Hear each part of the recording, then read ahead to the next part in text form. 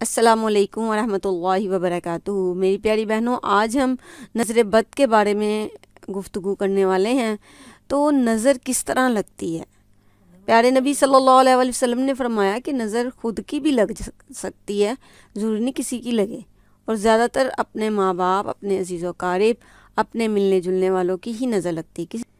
تو نظر بد کے لیے پیارے نبی صلی اللہ علیہ وسلم نے دعا بھی بتائی۔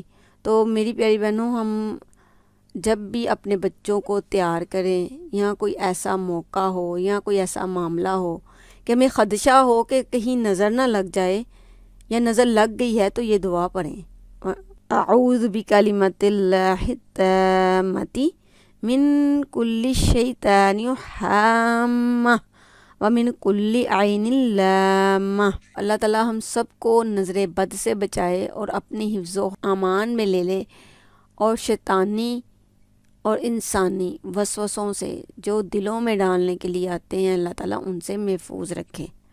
آمین ثم آمین۔